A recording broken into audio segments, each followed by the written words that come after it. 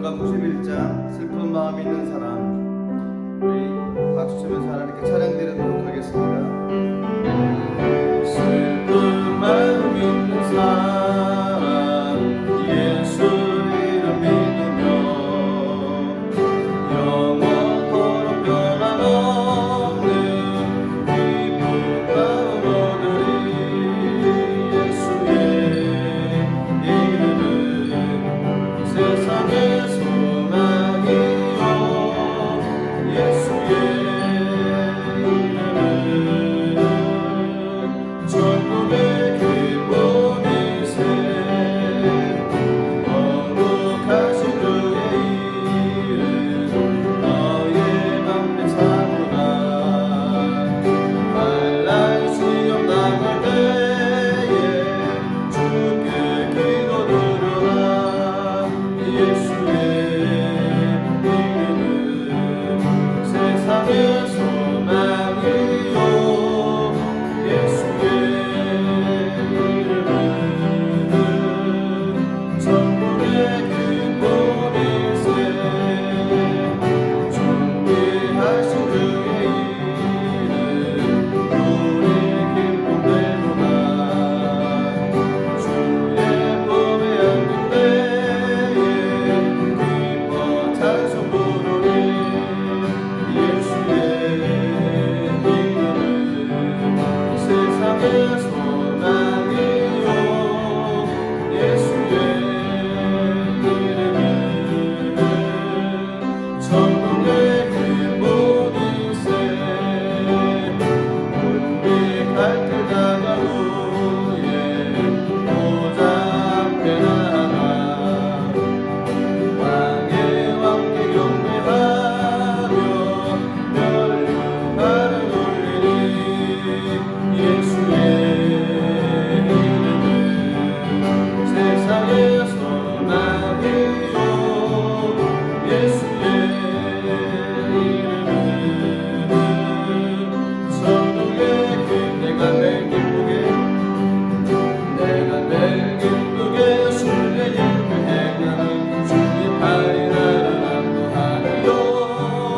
내가 주의 큰 법을 받는 참된 비결은 주의 영이 함께하리라. 성령이 계시네, 할렐루야 함께하시네. 저 길을 걸으며 밤낮 기뻐하는 것 주의 영이 함께하리라.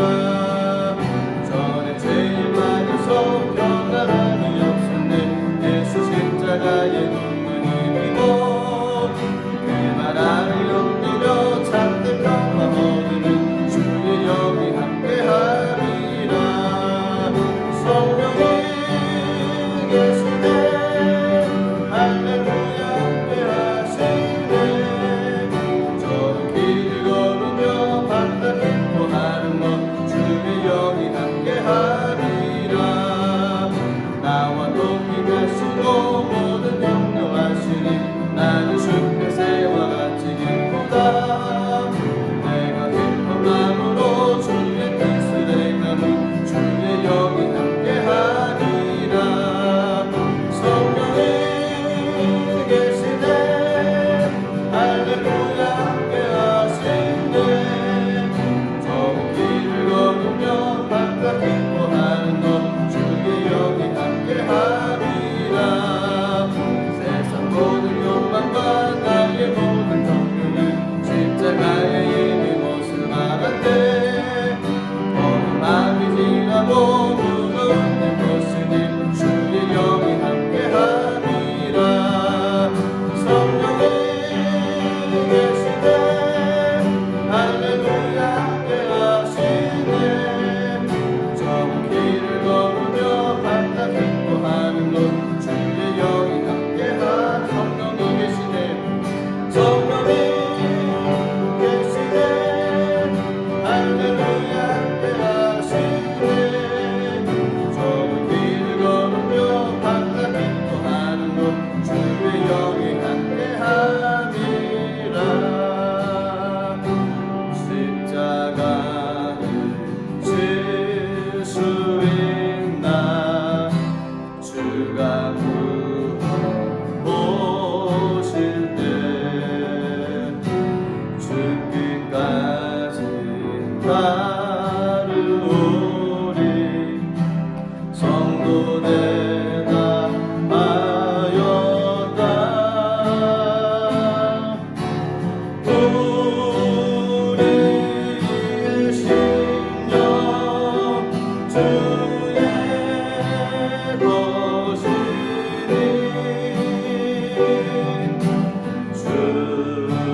주님의 영상 만드소서.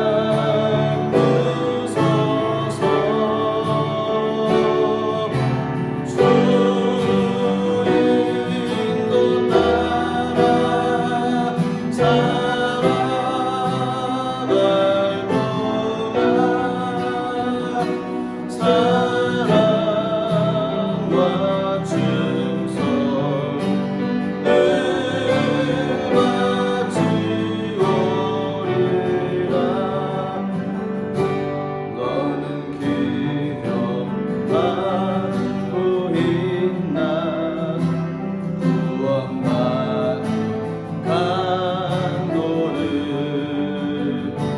그가 내게 하였을 때 나고 너라 받았다. 우리의 신령 주의 것이니 주님의 영상 만드소서. 주 인도 따라 살아갈 동안 사랑과 충성을 바치오리라. 걱정 근심 모든 그는 너를 덮을 때 주께 내 영 맡기겠나. 죄로 승리 믿으며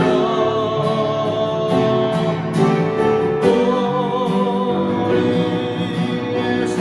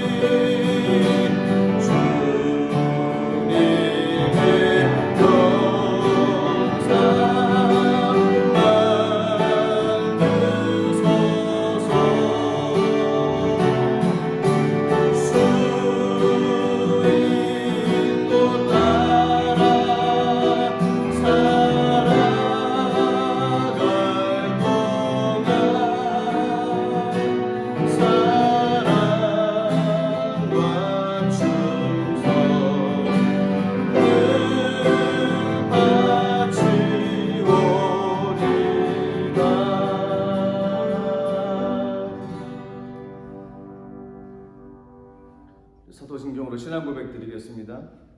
전능하사 천지를 만드신 하나님 아버지를 내가 믿사오며 그 외아들 우리 주 예수 그리스도를 믿사오니 이는 성령으로 잉태하사 동정녀 마리아에게 나시고 본디오 빌라도에게 고난을 받으사 십자가에 못 박혀 죽으시고 장사한 지 사흘 만에 죽은 자 가운데서 다시 살아나시며 하늘에 오르사 전능하신 하나님 우편에 앉아 계시다가 저리로서 산자와 죽은 자를 심판하러 오시리라.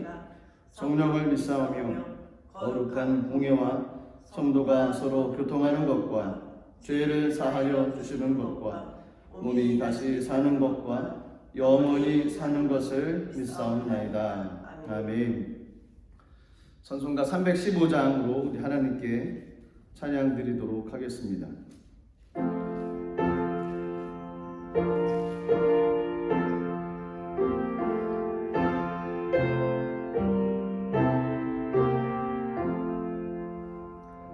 내 주 되신 주를 참 사랑하고 그에게 죄를 다 고합니다. 그는 은혜를 주신 내 예수시니 이 정보다 더욱 사랑합니다. 주 날 사랑하사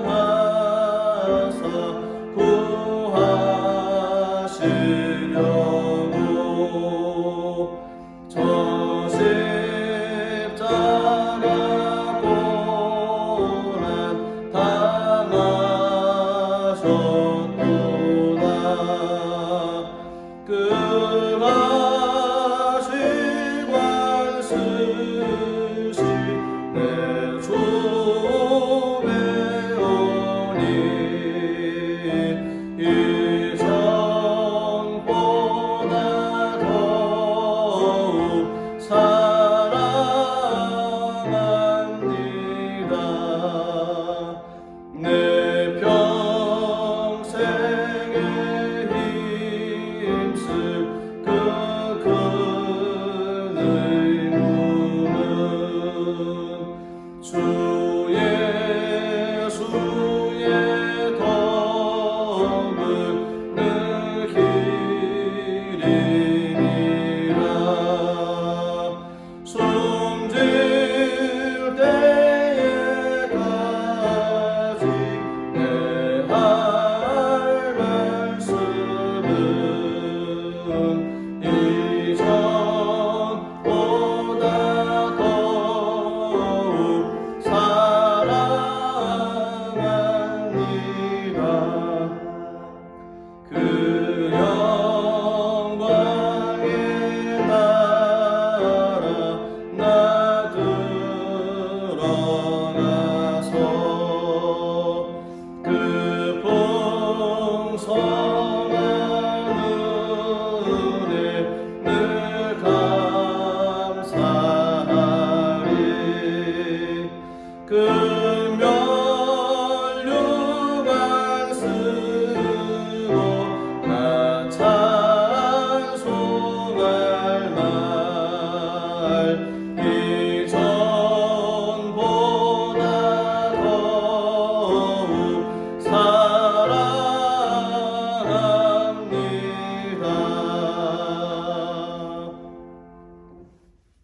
하나님의 말씀을 같이 보도록 하겠습니다. 하나님의 말씀은 사도행전 13장 42절부터 52절까지 말씀입니다. 사도행전 13장 42절부터 52절까지 말씀 우리 다 같이 한 목소리로 합독하도록 하겠습니다. 그들이 나갈새 사람들이 청하되 다음 안식일에도 이 말씀을 하라 하더라. 회당의 모임이 끝난 후에 유대인과 유대교에 입교한 경건한 사람들이 많이 바울과 바나바를 따르니 두 사도가 더불어 말하고 항상 하나님의 은혜 가운데 있으라 권하니라. 그 다음 안식일에는 온 시민이 거의 다 하나님의 말씀을 듣고자 하여 모이니 유대인들이 그 무리를 보고 시기가 가득하여 바울이 말한 것을 반박하고 비방하거늘 바울과 바나바가 담대히 말하여 이르되 하나님의 말씀을 마땅히 먼저 너희에게 전할 것이로되 너희가 그것을 버리고 영생을 얻기에 합당하지 않은 자로 자처하기로 우리가 이방인에게로 향하노라. 주께서 이같이 우리에게 명하시되 내가 너를 이방의 빛으로 삼아 너로 땅끝까지 구원하게 하리라 하셨느니라 하니 이방인들이 듣고 기뻐하여 하나님의 말씀을 찬송하며 영생을 주시기로 작정된 자는 다 믿더라. 주의 말씀이 그 지방에 두루 퍼지니라. 이에 유대인들이 경건한 교부인들과 그 시인의 유력자들을 선동하여 바울과 바나바를 박해하게 하여 그 지역에서 쫓아내니 두 사람이 그들을 향하여 발에 티끌을 떨어버리고 이고니온으로 가거늘 제자들은 기쁨과 성령이 충만하니라. 아멘. 주님을 사랑하십니까? 아멘. 하나님께서도 저 여러분들을 사랑하십니다. 사도행전 13장 41절부터 52절까지 있는 말씀을 가지고 항상 하나님의 은혜 안에 거하라, 항상 하나님의 은혜 안에 거하라 라는 말씀의 제목으로 우리 같이 말씀을 나누도록 하겠습니다. 바울은 제1차 전도 여행 중에 배를 타고 버가로 가서 다시 비시디아 안디옥으로 갑니다. 성경에는 안디옥이라는 도시가 두 군데가 나옵니다. 사도행전 13장 전반부까지 나오는 안디옥, 그리고 오늘 읽었던 부분에 나오는 안디옥. 안디옥이라는 지명은 같지만 동네가 틀립니다. 13장까지 나왔던 그 안디옥은 수리아 안디옥이라는 지역으로 터키 남쪽 지방하고 시리아하고 경계 지역에 있는 안디옥입니다. 헬라 시대 때 로마가 건축한 도시 가운데 세 번째로 큰 도시고요. 그러다 보니까 수리아 안디옥, 요즘 지명으로 얘기하면 시리아 안디옥이 되겠죠. 그곳에 바울이 바나바와 함께 그곳으로 보내져서 복음을 가지고 교회를 세워나가기 시작을 하는 것이 수리아 안디옥입니다. 오늘 읽은 지역에 나오는 안디옥은 비시디아 안디옥입니다. 터키 내륙 지방에 있는 도시입니다. 수리아 안디옥보다는 큰 도시가 아니지만 이 비시디아 안디옥 의미 있는 지역입니다. 그 지역 비시디아 안디옥에서 이제 처음으로 바울이 설교를 하는 내용이 사도행전 13장에 기록이 되어져 있습니다. 사도행전 13장 17절부터 41절까지 내용이 사도 바울이 설교한 그 설교의 내용입니다. 그 내용을 정리를 해보면 크게 세 가지로 정리할 수가 있습니다. 예수님은 바로 구약에서 약속된 메시아였다라는 겁니다. 또 한 가지는 바로 그 예수가 십자가에 못 박혀 죽으셨지만 부활하셨다는 것. 이것이 두 번째 큰 메시지고요. 마지막 메시지는 이 예수를 믿으면 구원을 받는다는 거죠. 복음의 핵심을 가지고 사도 바울이 증거를 했습니다. 항상 그렇지만 복음이 증거되어질 때는 받아들이는 사람이 있고 거부하는 사람들이 있습니다. 오늘 사도 바울이 설교한 그 복음의 내용을 가지고도 두 가지 반응이 나옵니다. 첫 번째는 긍정적인 반응인데요. 오늘 본문 42절의 말씀 보면 이렇게 말씀이 기록되어 있습니다. 그들이 나갈새 사람들이 청하되 다음 안식일에도 이 말씀을 하라 하더라. 회당에서 바울이 설교를 했습니다. 회당에서 바울의 설교를 들은 많은 사람들이 은혜를 받았습니다. 은혜를 받고 난 다음에 다음 안식일에도 이와 같은 말씀을 좀 전해 주십시오 라고 반응을 했던 것입니다. 이뿐이 아니었습니다. 43절 말씀 보시면 회당의 모임이 끝난 후에 유대인과 유대교에 입교한 경건한 사람들이 많이 바울과 바나바를 따르니 두 사도가 더불어 말하고 항상 하나님의 은혜 가운데 있으라 권하니라. 유대교에 입교한 경건한 사람들, 이방인으로서 유대교를 개종한 사람들로 추측이 됩니다. 말씀 듣고 은혜를 받는 사람들, 회당 모임이 끝난 후에도 그들이 바울과 바나바를 따르기 시작을 했습니다. 그럴 때 바울과 바나바가 따르는 무리들에 대해서 이렇게 얘기를 했습니다.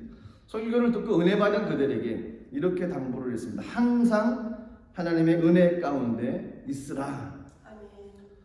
초지일관이라는 단어가 있습니다. 처음 마음 끝까지 가지고 간다는 거죠. 변함이 없다는 것이죠. 처음 마음 먹은 대로 끝까지 일을 진행하는 사람, 세상에 과연 얼마나 많을까요? 잘 되지를 않습니다. 대부분 어떤 계획을 세워서 그 일을 가지고 나갈 때 연초에 그런 일들을 많이 하지만 저희가 아는 이게 단어 중에 좋지 않은 단어가 있습니다. 작심삼일. 3일 정도가 되어지면 했던 모든 것들이 숲으로 돌아간다는 것입니다. 대단한 각오를 세우고 이번에는 꼭 이루겠다고 작정하며 나가는데 흐지부지 되어진다는 것이죠. 하지만 이런 것을 이겨낸 사람들 또한 있습니다.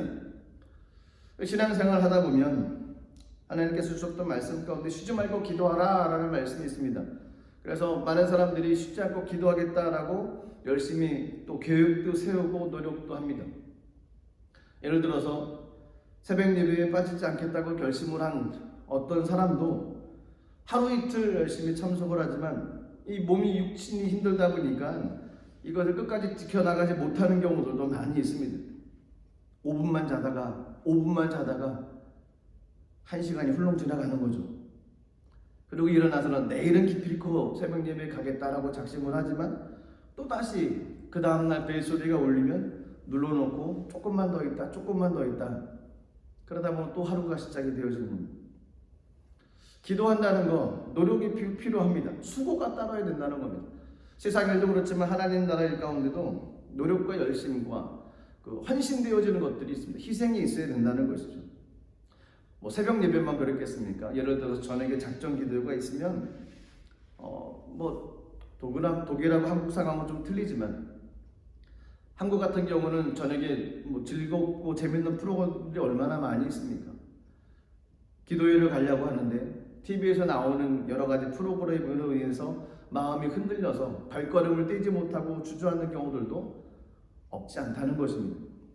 끈기와 노력을 가지고 처음 가졌던 마음을 끝까지 가져간다는 거 쉽지 않다는 것입니다.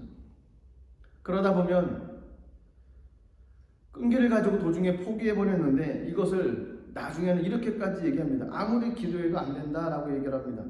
꼭 교회 가서 기도회 되냐라고 얘기를 하는 거죠. 나중에는 모르겠다 그냥 내 맘대로 살자 이렇게까지 갈 수밖에 없게 되어진 것입니다. 그래서 결심했던 것은 끝까지 한번 밀고 나가는 것, 작정했던 것은 한번 이루어 나가는 것, 작은 것이라도 그런 모습이 우리 삶 가운데 필요합니다. 그러기 위해서는 항상 하나님 은혜 가운데 머물러 있어야만 됩니다. 왜냐하면 인간의 힘으로 되어지지 않기 때문에 그렇습니다. 아무리 굳은 결심을 해도 하나님의 은혜가 아니고서는 내 힘 가지고는 얼마 가지 못해서 주저앉을 수밖에 없다는 것입니다. 하나님의 은혜가 있어야 됩니다. 하나님의 은혜가 있는 곳이 어디겠습니까? 그곳이 예배의 장소입니다. 그래서 제가 예배에 오기를 기대함과 사모함 가지고 예배에 와야 됩니다. 하나님께서 오늘 어떤 은혜를 부어주실 것인가, 오늘 어떤 말씀을 통해 내 심령이 바로 설 것인가, 내 계획과 내 생각보다는 하나님 계획과 하나님의 생각을 가지고 나가는 그 예배의 장소에 저희들이 사모함을 가지고 와서 하나님의 은혜를 누려야 된다는 것입니다. 회당에 모였던 사람들이 44절에 보니까 한 주간이 지난 이후에도 사람들이 말씀을 듣기를 원해서 모였다라고 성경에 기록되어 있습니다. 44절 말씀입니다.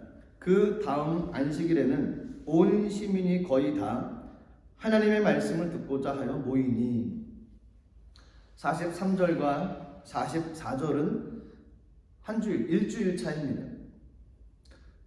바울의 설교를 들은 그들에게 바울이 항상 하나님의 은혜 안에 머물러야 된다라고 이야기를 했습니다. 아마도 그 당시 그곳에 있었던 사람들은 사도 바울의 그 당부의 메시지를 듣고서 하루하루 그렇게 살았을 겁니다. 은혜 안에 거해야 된다. 하나님 은혜를 가지고 살아가야 된다. 그리고 하루 지나며 삶을 살았을 것입니다. 그리고 그 다음 안식일에 돼서 그들이 회당에 모였습니다. 근데 놀라운 사실은 44절 말씀을 다시 보면 그 다음 안식일에는 온 시민이 거의 다 하나님의 말씀을 듣고자 하여 모였다. 온 시민이 거의 다 모였다는 겁니다. 어려운 일입니다. 온 시민이 거의 다 모였다는 것. 일주일 전에 바울의 설교를 들은 사람들이 은혜를 받은 것입니다. 그리고 은혜 받은 그 마음을 주체할 수가 없는 거죠. 만나는 사람들에게 은혜 받은 것을 이야기를 하는 것입니다. 그렇습니다. 은혜를 받으면 하나님께서 주셨던 그 은혜를 나눌 수밖에 없습니다. 말씀을 들으면 깨달아지고 은혜를 받게 되어지고 그러면 그 은혜 받은 이야기를 사람들에게 할 수밖에 없다는 것입니다. 하나님께 내게 이런 은혜를 주셨다는 것. 하나님께서 나에게 이런 은혜를 주셨다는 것. 날마다 하루하루 말씀을 묵상하며 나가는 그 큐티라고 하는 생활도 그렇습니다. 날마다 하나님 주신 그 은혜의 말씀을 나눠야만 됩니다. 내게 준 은혜는 나눠야 됩니다. 교회의 공동체는 세상 모임과 틀립니다. 세상 모임은 세상 살아가는 이야기를 하지만 교회의 공동체는 은혜를 나누는 곳입니다. 교회의 공동체에서 은혜를 나누지 않고 세상 이야기를 하다 보면 하나님의 역사가 점점 식어진다는 것이죠. 은혜를 나눠야 돼. 하나님 내게 주신 은혜를 나눠야 돼. 풍성하게 된다는 겁니다. 사도 바울의 설교를 들은 사람들이 은혜를 나눴습니다. 너무너무 그들이 받은 은혜가 커서 사람들에게 당부를 했을 것입니다. 너도 한번 와서 들어보라. 너도 한번 와서 들어보라. 내 심정에 하나님이 울리시는 말씀 너도 한번 와서 들어보라고. 당시 그 당시 바울은 유명인사가 아니었다고 합니다. 두각을 나타내는 사람도 아니었다고 합니다. 사람들이 바울을 돕기 위해서 온 곳이 아니고 말씀을 돕고자 하면서 왔습니다. 말씀을 사모하는 사람들, 그 사람들이 모여서 하나님 말씀을 듣기를 시작을 했다는 거죠. 이것이 비스디에 안쪽에서 바울이 설교했을 때 첫 번째 나타났던 그 긍정적인 반응이었습니다. 사람들이 모여서 말씀을 듣기를 사모하고 일주일이 지난 후에도 더 많은 사람들이 모여서 말씀을 듣기를 사모했다는 겁니다. 두 번째로 생각할 것은 부정적인 반응입니다. 45절 말씀 보시면 유대인들이 그 무리를 보고 시기가 가득하여 바울이 말한 것을 반박하고 비방하거늘. 몇몇 유대인들은 마음의 시기와 분노가 가득했습니다. 그리고 바울과 바나바를 반박하며 비방하기 시작을 했습니다. 사실 하나님을 알지 못하던 수많은 사람들이 하나님의 말씀을 듣기 위해서 회당으로 모였다면 좋은 일 아니겠습니까? 그들이 심령이 변화되어지고 하나님의 말씀으로 그 심령을 채워주는 것. 어떻게 보면 말씀을 증거했던 바울과 바나바는 존경을 받아야 되고 또 그들이 감사하는 모습도 있어야 되는데 오히려 시기했다는 겁니다. 시기하는 사람들이 늘어났다는 겁니다. 도대체 왜 시기를 했을까요? 무엇 때문에 시기를 했을까요? 아무리 찾아봐도 무엇 때문에 시기했다는 것은 정확하게 명확하게 두드러지지는 않지만 말씀을 보다 보면 이 단어가 눈에 들립니다. 그 무리를 보고라는 단어. 유대인들이 그 무리를 보고 시기가 가득하여 그 무리를 봤다는 것입니다. 바울이 무슨 잘못이나 실수를 저지른 것은 아니었습니다. 그런데 그들은 바울을 시기했습니다. 그 이유는 수많은 사람들이 모인 것밖에 유추를 할 수가 없는 겁니다. 일주일 전에 비슷한 사람들이 모였으면 그냥 그랬을 거라 생각을 했을 텐데 한 주가 지난 이후에 그 지역에는 많은 사람들이 거의 다 모였다는 것입니다. 훨씬 많은 사람들이 모였다는 것입니다. 도대체 바울을 시기한 사람들이 누구겠습니까? 어떤 사람들이 이 사람들을 시기를 했을까요? 바울이 복음을 증거한 것은 회당입니다. 바울이 회당에서 수많은 사람들이 모여서 복음을 증거했습니다. 그렇다면 유추할 수 있는 사람은, 바울을 시기한 사람은 변화됐던 유대인들, 헬라인들, 그 지역에 있는 주민들, 그 사람들이 아니라 아마도 그 유대인 회당에서 고정적으로 설교를 맡아서 말씀을 증거했던 유대교 지도자들이 아닐까요? 원래 그곳에서 예배를 인도하고 있었던 지도자들, 그들이 평상시보다 수많은 사람들이 몰려들었다는 겁니다. 어느 날 갑자기 바울이라는 사람이 와서 한번 설교를 하는데 수많은 사람들이 몰려들었다는 겁니다. 그들이 보기에 깜짝 놀란 사람들의 모습이 모여있는 걸 보고 유대 지도자들이 시기심을 품은 것이죠. 나보다 더 훌륭하다는 것입니다. 내 권위에 도전한다는 것입니다. 내 자존심에 금을 갖다는 것입니다. 그래 종교 지도자들이나 유대 지도자들 앞서서 하나님을 더욱더 알아나가는 그 사람들 마음이 힘들어지고 어려우시다 보니까 시기를 했다는 것입니다. 시기는 먼 사람을 하지 않습니다. 가까운 사람을 시기를 합니다. 시기의 대상은 먼 사람이 아닙니다. 아주 가까운 사람입니다. 그리고 시기의 종류는 어떻게 따져보면 같은 비슷한 모습으로 있는 사람들, 유대 종교 지도자들을 설교하는 사람들입니다. 그들이 누구를 시기했냐면 바울을 시기했습니다. 같이 말씀을 전한 사람. 그렇다고 그러면 이 시기라고 하는 것은 비슷한 사람들, 비슷한 종류의 모습을 가지고 있는 사람들, 같은 일을 하는 사람들끼리 비교하고 힘들고 어려워서 시기하는 것 아니겠습니까? 예술가들은 예술가 때문에 시기를 하는 것이고, 운동선수들은 운동선수 때문에 시기를 하는 거죠. 운동선수가 변호사 보고 시기를 하겠습니까? 같은 비슷한 일을 하는 사람들, 목회자는 목회자 때문에 시기가 될 수도 있는 것이고요. 그렇다고 하면 교회는 성도님들은 성도님들 때문에 시기가 될 수도 있다는 것입니다. 그 누구도 예외가 될 수 없습니다. 시기는 굉장히 무섭습니다. 인간의 시기는 멈추지를 않는다는 것입니다. 바울이 복음을 증거했을 때 유도 지도자들이 바울의 말을 한마디 한마디를 반박했습니다. 그리고 비방했다는 것입니다. 여기서 반박했다는 그 헬라 원어의 의미를 보면 미완료형입니다. 그러니까 한마디 하면 끝까지 계속 반박을 했다는 것입니다. 바울이 A입니다 라고 얘기하면 반대쪽에서 그건 A가 아닙니다. A가 아닙니다. 계속 그렇게 반박하며 얘기를 하는 겁니다. 바울이 저것입니다 그러면 이것입니다. 이것입니다. 저것이 아닙니다. 바울의 모든 얘기에 대해서 끊임없이 계속 트집을 잡고 사사건건 어려움을 갖다 주는 모습이 좀 지도자들 가운데 있었다는 거죠. 바울이 무엇을 전했습니까? 하나님의 말씀을 전한 거 아니겠습니까? 유대 지도자들은 바울이 말한 것을 반박한 것이 아니라 결국 하나님의 말씀을 반박한 격이 되어진 것입니다. 시기가 있다 보면 그렇게 표출될 수 있다는 겁니다. 근데 이 시기가 나중에는 후반전에 보면 비스대 안디옥의 귀부인들과 유력자들을 선동하는 데까지 사용이 됩니다. 그리고 결국은 바울과 바나바를 박해해서 비시디아 안디옥에서 쫓아냅니다. 50절 말씀을 보시면 이에 유대인들이 경고하는 귀부인들과 그 시내 유력자들을 선동하여 바울과 바나바를 박해하게 하여 그 지역에서 쫓아내니 이 시기심이 하나님의 거룩한 역사를 하나님께서 인도하실 그 모든 것들을 어렵게 만드는 결과를 나타났다는 것입니다.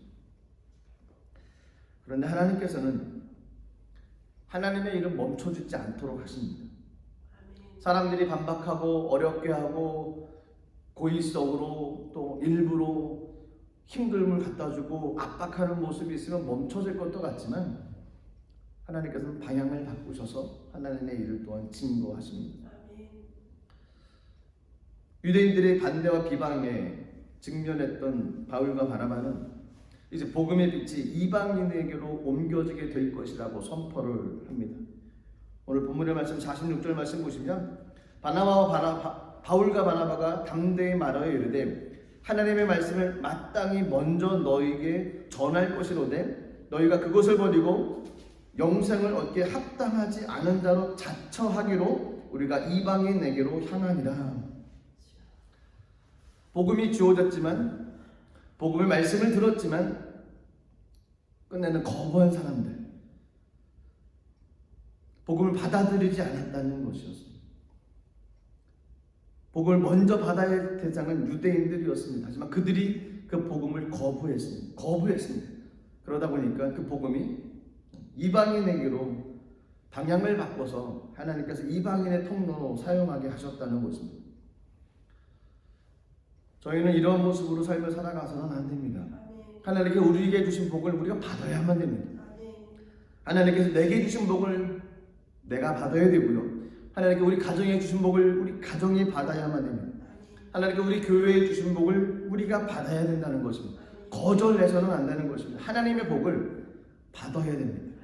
그리고 하나님의 복을 받고 또 누려서 나눌 수 있는 삶으로 우리가 삶을 살아가야만 됩니다. 하나님께서는 유대인들을 단지 당신의 백성으로 삼기 위해서 택한 것은 아니었습니다. 하나님께서는 유대인들을 부르시고 그들로 하여금 이방인의 빛으로 삼기를 원하셨습니다.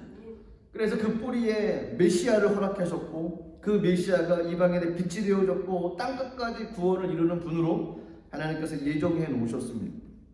47절 말씀 보시면 주께서 이같이 우리에게 명하시되 내가 너를 이방의 빛으로 삼아 너로 땅끝까지 구원하게 하리라 하셨느니라 하니, 이 말씀은 이사야 49장 6절 말씀을 인용한 말씀인데요. 이사야 49장 6절 말씀은 이렇게 됐습니다. 그가 이르시되 내가 나의 종이 되어 야곱의 지파들을 일으키며 이스라엘 중에 보존된 자를 돌아오게 할 것은 매우 쉬운 일이라. 내가 또 너를 이방의 빛으로 삼아 나의 구원을 베풀어서 땅끝까지 이르게 하리라. 바울은 이 말씀을 인용하면서 이제부터 자신은 이방인에게로 향하겠다라고 선포를 합니다. 그런데 사실 그 목적을 이루기 위해서 하나님께서 이스라엘에 부르셨다는 거였습니다. 하나님께서 이스라엘 백성들을 택하셨던 것은 그들로 하여금 이방인의 빛으로 사용하기 위해서 그들을 부르셨다는 거였습니다. 이방의 빛으로 부르셔서 구원이 땅끝까지 이르게 할 도구로 이스라엘을 사용하기를 원하셨습니다. 그런데 그들이 거부했다는 것이죠. 그들이 그것을 거부를 했습니다. 하나님께서는 이 땅에 아들 예수 그리스도를 보내주시고 이 땅에 그래서 교회를 세워주셨습니다. 하나님께 우리에게 주신 복을 저희가 받아야만 해요. 거부하지 마십시오. 우리를 통해서 어떤 일을 하시겠다고 하시면 그 일을 감당하며 나가는 삶이 되어야만 됩니다. 이방인의 빛으로 이제 이방인 가운데 복음을 증거하며 나가기로 사도 바울이 고백을 했습니다. 이런 과정 가운데 역시 두 가지 반응이 나옵니다. 첫 번째로는 이 말씀을 받아들이는 사람들이 있었습니다. 48절, 49절 말씀 보시면 이방인들이 듣고 기뻐하여 하나님 말씀을 찬송하며 영생을 주시기로 작동된 자는 다 믿더라. 주의 말씀이 그 지방에 두루 퍼지니라. 사도 바울이 이제 복음을 가지고 이방인으로 가겠다라고 얘기를 했습니다. 이 얘기를 이방 사람들이 듣고서 굉장히 기뻤습니다. 이방인들이 듣고 기뻐했습니다. 그리고 하나님 말씀을 찬양했다는 것입니다. 영생 얻도록 정하신 사람들을 다 믿고 구원을 받게 되어졌다는 것이죠. 이방인이었지만 하나님 말씀을 들었습니다. 하나님 말씀을 들을 때 믿음이 생기는 것이죠. 저희가 그래서 말씀을 자꾸 들어야만 됩니다. 왜 믿음의 사람들이 자꾸 넘어집니까? 왜 믿음의 사람들이 다 자꾸 실족되어집니까? 말씀의 깊이가 없어서 그렇습니다. 날마다 하나님의 말씀을 묵상하고 날마다 하나님께 내게 무엇라고 말씀하시는지를 그 말씀을 통해서 들어야 된다는 것입니다. 모든 사람들의 상한 심령이 있을 수 있습니다. 하지만 그 상한 심령을 말씀으로 치료해야 된다는 것입니다. 근데 그 말씀을 읽는 그 습관이 날마다 있어야지만이 하나님께서 그때그때마다 말씀을 주시는 그 말씀을 가지고 내 심령을 회복해 나가야 된다는 것입니다. 말씀을 읽지 않고 말씀을 대하지 않으면 상한 심령이 어떻게 치유되겠습니까? 내 생각으로 치유되겠습니까? 내 뜻으로 그 상한 심령이 치유되겠습니까? 내 가치관으로 그 상한 심령이 치유되겠습니까? 하나님 말씀으로밖에 되어지지 않습니다. 그래서 말씀을 듣는 사람이 살아난다는 것입니다. 말씀이 능력이라는 것이죠. 말씀이 영혼의 양식이라는 것입니다. 저희들은 무엇보다 하나님의 말씀으로 돌아가서 날마다 말씀을 묵상을 해야만 됩니다. 그리고 물상에서 하나님께 주셨던 말씀이 있으면 그 말씀을 가지고 실천하며 삶을 살아가는 것입니다. 하나님의 말씀을 듣고서 그냥 멈춰주고 다둬두고 그냥 내 생활, 내 방법대로 삶을 살아가는 것, 하나님은 그런 삶을 원하지 않다는 것입니다. 저희가 예수 그리스도의 제자로서 예수 그리스도의 성품을 닮아가는 사람으로서 하나님의 말씀을 묵상하고 마음의 말씀을 새기면 그 말씀을 가지고 자꾸 실천하며 삶을 살아가야 되는 것입니다. 우리 마음과 생각 가운데 하나님의 말씀을 집어넣어야 된다는 것입니다. 이방인들이 하나님의 말씀을 찬송했습니다. 그것은 하나님의 말씀을 존중했다는 것입니다. 또 하나님의 말씀을 믿었다는 것입니다. 하나님의 말씀이 너무너무 좋아서 가만히 있을 수 없다는 것이죠. 말씀대로 살기로 결심했다는 것이고, 하나님의 말씀을 듣는 자가 은혜 받는 사람들이 말씀 따라 살기로 다시 결정하고 작정했다는 것입니다. 그 모든 것이 하나님의 은혜였습니다. 구원받는 사람이 늘어나는 것 하나님의 은혜였습니다. 저희들 인생의 결론은 하나님을 찬양하고 말씀을 믿고 실천하며 삶을 살아가는 것입니다. 하나님께서 모든 것을 합력과 선을 이루어 가실 것입니다. 말씀을 들은 저희가 말씀을 거부하지 말고 그 말씀 가운데 나가는 삶을 살아가야만 됩니다. 이방인들은 말씀을 받아들였고 하나님을 찬양했습니다. 두 번째 반응은 유대인들입니다. 유대인들은 반대의 모습이 나타납니다. 바울과 바나바가 선포한 말씀을 듣고 이방인 사람들은 굉장히 기뻐했습니다. 하나님을 찬양했습니다. 말씀 가운데 살려고 했습니다. 그런데 유대인들은 그렇지 않았습니다. 50절 말씀 보시면, 이 유대인들이 경건한 귀부인들과 그 시인의 유력자들을 선동하여 바울과 바나바를 박해하게 하여 그 지역에서 쫓아내니, 유대인들은 그 마을에 좀 힘이 있는 사람들이었습니다. 그 사람들을 선동을 했습니다. 그래서 바울과 바나바를 힘들게 하는 거죠. 박해했다는 겁니다. 그리고 결국 쫓아냈습니다. 여기서 박해했다는 것은 원어의 의미를 보면 몸에 해를 가했다는 겁니다. 그 얘기는 고문을 했다는 것으로 추측을 할 수도 있습니다. 유대 지도자들은 비시디아 안독의 경건한 귀부인들과 유력자들을 선동해서 그들이 바울과 바나바를 고문하게 하고 심지어 때리게까지 해서 그들을 그 성 밖으로 쫓아내게 만들었다는 것입니다. 결국 유대 지도자들 입장에서 보면 자신들이 원하던 목적을 이루었다는 거죠. 쫓겨나가는 바울 일행의 뒷모습을 보고서 얼마나 그들은 좋아했을까요? 그런데 그들은 하나님을 믿는다고 하는 사람이었습니다. 근데 그들은 하나님을 믿어도 누구보다도 잘 믿는다고 얘기했던 종교 지도자들이었다는 겁니다. 그들에게 믿음이 있었을까요? 사실 그들에게는 하나님을 믿는 믿음이 존재하지 않았을 것입니다. 하나님을 믿는 사람이 아니었을 것입니다. 그들의 거부, 하나님의 일에 대해서 진행하는 것을 그들이 막아섰습니다. 바울과 바나바가 어떻게 합니까? 51절 말씀 보시면, 두 사람이 그들을 향하여 발에 티끌을 떨어버리고 이고니온으로 가거늘. 거절당하면 마음이 상합니다. 마음이 상하면 좌절하고 낙심합니다. 열등감과 여러 가지 비교의식으로 모든 계획이 숲으로 돌아가며 절망에 빠져서 일어나지 못하는 경우들이 굉장히 많습니다. 바울과 바나바, 이 사람들의 인생의 여정 가운데서도 그런 일이 충분히 일어날 수 있었습니다. 그런데 그들은 멈추지를 않았습니다. 그들은 자신들이 거부했던 사람들을 향하며 발에 티끌, 먼지를 털어버리고 이고니온으로 향하기 시작했습니다. 발에 먼지를 털어버렸다는 것은 저 사람들과 나 이제는 상관이 없다는 것이죠. 유대인 풍습에 나타나는 표현입니다. 상대방의 잘못, 나하고는 상관이 없다는 것. 관계를 씻어버리고 힘들고 어려운 아픔이 있었지만 그들은 이고니온으로 갑니다. 유대인들의 반대와 박해, 비방. 하지만 그것이 바울 일행을 복음의 일을 멈추는 데는 작용하지 못하고 오히려 복음은 멈춰지지 아니하고 다른 곳으로 향하기 시작을 했습니다.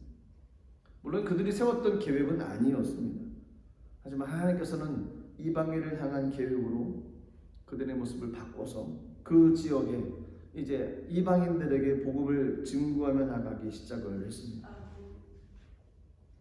복음은 멈춰지지 않습니다. 하나님의 이름 멈춰지지 않습니다. 저희가 포기하지 않으면 하나님의 이름 멈춰지지 않습니다. 저희가 포기하면 안 됩니다. 하나님의 말씀을 붙잡고 끝까지 믿음의 길을 달려가야 된다는 것입니다. 그랬더니 52절에 보니까 제자들의 기쁨과 성령이 충만하니라 라고 되어 있습니다. 제자들이 누굴까요? 제자들이 기쁨과 성령이 충만했습니다. 과연 제자들은 누구를 의미하는 것일까요? 여기서 얘기하는 제자들은 복음을 받아들였던 비스디아 안디옥 사람들입니다. 비스디아 안독에 있었던 사람들, 바울의 설교로 인해서 복음을 받아들이게 되고 기뻐했던 사람들, 하나님을 만난 그 기쁨과 감사함으로 충만했던 사람들, 그 사람들이라는 겁니다. 유대 지도자들은 복음을 거부해서 복음의 빛을 이방인으로 다시 돌리게 만들었지만 복음을 받아들인 사람은 그때로부터 계속 마음이 뜨겁고 충만하고 기쁨이 넘치는 삶을 살았다는 것입니다. 복음을 받아들이면 그렇습니다. 하나님 은혜를 받으면 그렇다는 것입니다. 한 번 충만하고 한 번 은혜 받은 것이 아니고 끝까지 계속 지속적으로 성령 충만한 삶을 살아갈 수 있게 됐다는 것입니다. 저와 여러분들의 삶의 모습이 이 제자들 모습처럼 기쁨과 성령이 날마다 충만해야 될 줄로 믿습니다. 날마다 성령의 기쁨으로 충만한 삶을 살아가야 될 줄로 믿습니다. 그렇기 위해서는 저희가 무엇을 해야 될까요? 저희가 어떤 모습으로 이 땅의 삶을 살아가야 될까요? 바울이 비스디아 안디옥에서 은혜 받는 사람들에게 당부를 한 얘기가 있습니다. 그 당부한 얘기는 항상 하나님의 은혜 안에 거하라. 항상 하나님의 은혜 안에 머물러 있어야 된다는 것입니다. 코로나로 전 세계가 힘들고 어렵습니다. 어디 마음대로 돌아다닐 수도 없고 마음대로 사람 만나기도 참 어렵습니다. 같이 만나서 식사하는 것도 참 힘들고 어려운 모습입니다. 이 도시에서 몇 명이 발생되고 저 도시에서 몇 명이 발생됐다는 소식을 들으면 움츠러들 수밖에 없습니다. 어려운 시기입니다. 마음이 힘들어집니다. 낙심이 됩니다. 사단이 원하는 것이 바로 그겁니다. 우리들의 마음이 닫혀지는 것입니다.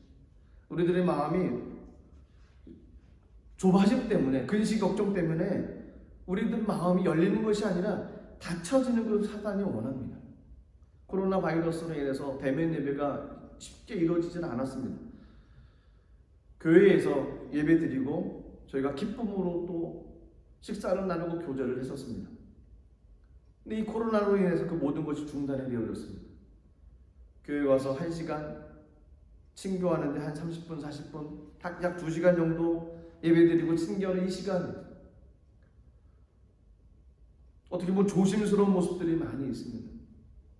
근데 중요한 것은 저희가 하나님의 은혜 가운데 머물러 있어야 된다는 거죠. 은혜 안에 머물러 있기를 간절히 소망해야 됩니다. 주님의 날개 품 가운데 머물러 있어야만 됩니다. 하나님의 은혜를 누리지 못하면, 하나님의 은혜를 받지 못하면 그처럼 힘들고 어려운 것은 없습니다. 새벽 예배도 열려 있고요. 금요 예배도 열려 있습니다. 주일 예배도 열려 있습니다. 저희가 거리두기 하고 답답하지만 마스크 쓰고 또 소독제 바르면서 예배를 드리고 있습니다. 예배를 사모하시는 모든 분들 함께 나오셔서 우리 같이 예배를 드리시고 우리 가운데 역사하시는 그 하나님의 은혜를 바라보며 나가는 삶이 되길 간절히 소망합니다. 하나님의 은혜 가운데 날마다 머물러서 복음이 진행되어지고 복음을 받아들이고 우리가 기뻐하고 충만하고 감사하는 그런 모습으로 이 땅의 삶을 살아가시기를 주님의 이름으로 축복합니다. 기도하겠습니다. 살아계신 하나님, 은혜를 감사드립니다. 힘들고 어려운 이 시기에 사도행전 13장에 기록된 말씀처럼 항상 하나님의 은혜 안에 머물 수 있는 귀한 삶이 될 수 있도록 성령 하나님 함께하여 주시옵소서. 감사드리며 예수님 이름으로 기도드리옵나이다. 아멘. 우리 말씀을 생각하시면서 같이 한번 기도하겠습니다. 항상 하나님의 은혜 가운데 머물 수 있는 우리들의 삶이 될 수 있게 해달라고, 그래서 하나님의 말씀을 받아들이고 주의 말씀 따라 삶을 살아나가는 우리들의 모습이 될 수 있게 해달라고 우리 시간 간절한 모습으로 우리 주여 한 몸으로 공성으로 기도하겠습니다. 주여 하나님 아버지, 우리에게 은혜를 내려주시옵소서. 하나님 아버지, 은혜에 머무르는 귀한 삶이 되길 간절히 원합니다. 하나님 은혜로 충만하게 하여 주시옵소서. 하나님의 말씀을 듣고 말씀을 받아들이며 하나님의 말씀대로 순종하며 삶을 살아가는 우리들의 삶이 되게 하시고, 하나님 아버지 말씀을 반복하며 하나님의 말씀을 걸어져 나가지 않도록 성령의 은혜를 내려주옵소서.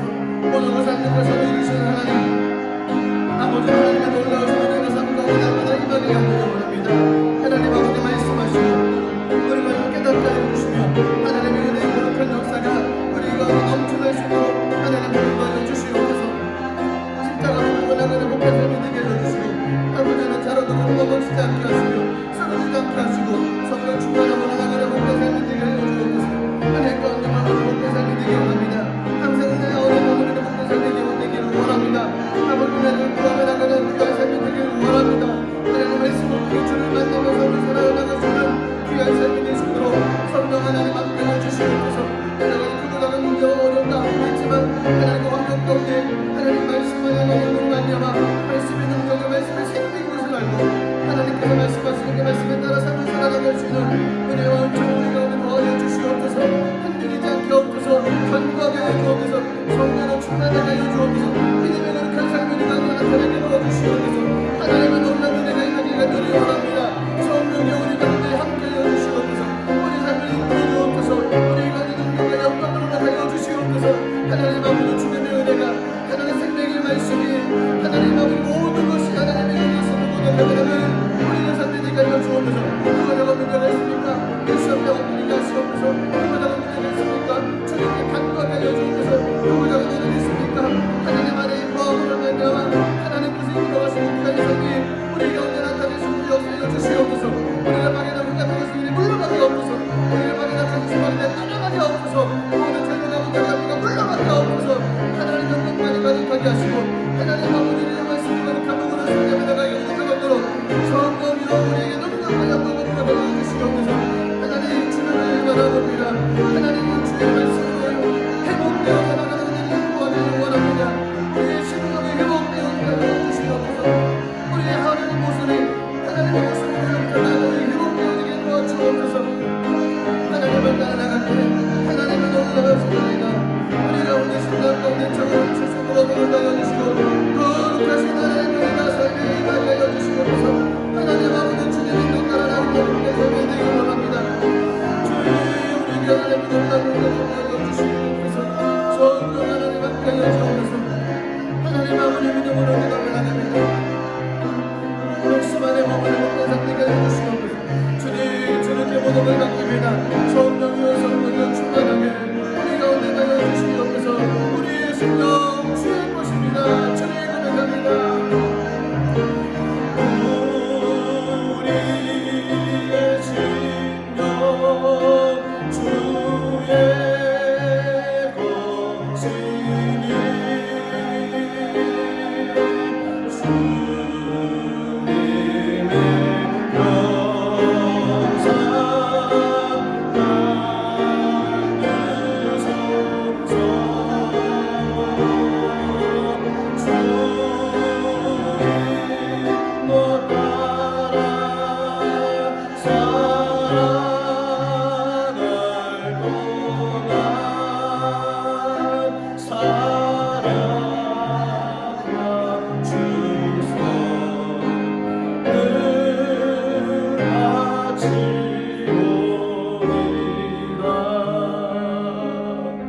하나님 아버지, 우리들의 인생의 삶이 날마다 하나님의 은혜 가운데 거하는 복된 삶이 되게 하여 주시옵소서.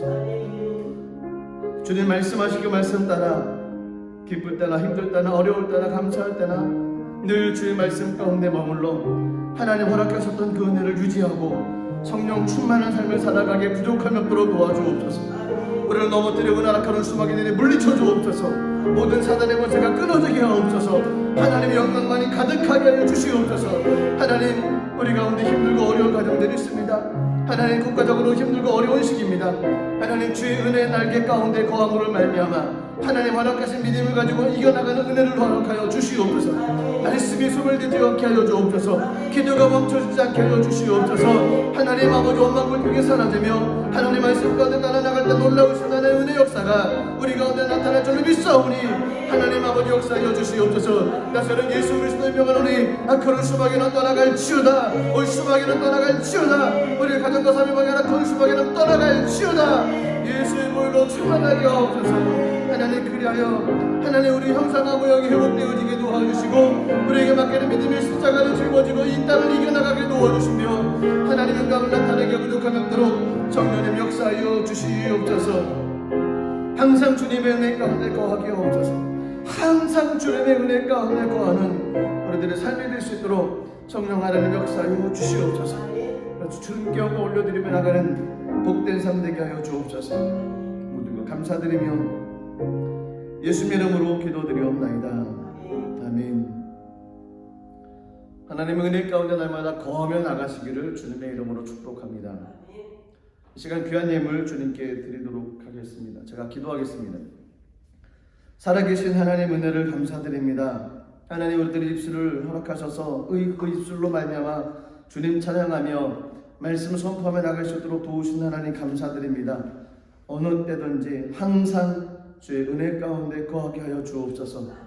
하나님, 그리하여 우리 삶을 통해서 많은 열매들이 맺어질 수 있도록 은혜를 내려 주시옵소서. 주신 은혜 감사하여 귀한 예물 주님께 드리길 원합니다.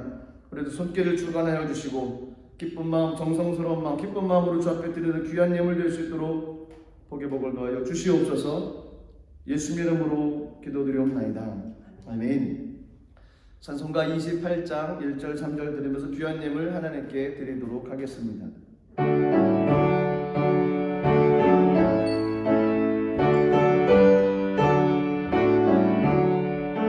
봄의 근원 강림하사 찬송하게 하소서. 한량없이 자비하신 증량할 길 없도다. 전사들의 찬송가를 내게 가르치소서. 구속하신 그 사랑을 항상 찬송합니다. 주의 귀한 은혜 받고 인생 빚진 자들은 주의 은혜 사슬내사 나를 주께 매소서. 우리 마음은 연약하여 범죄하기 쉬우니 하나님이 받으시고 전문인을 치소서.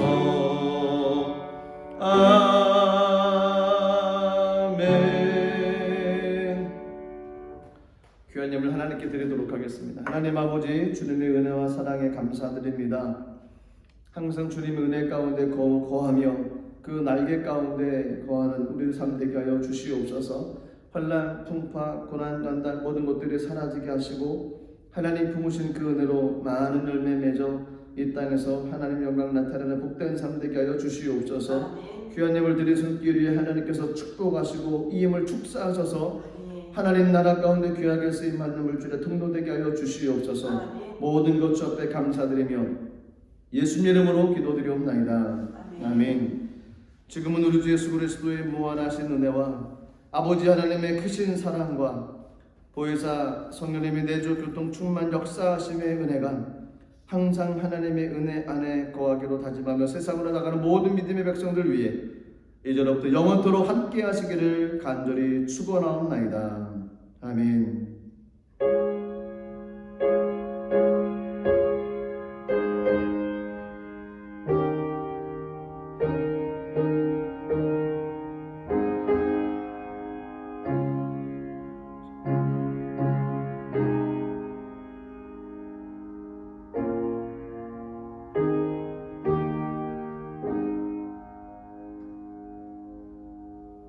예배를 바라신 하나님께 영광의 박수를 드리겠습니다. 할렐루야. 한 주간도 주님 안에서 믿음 가운데 승리하시기를 축복합니다.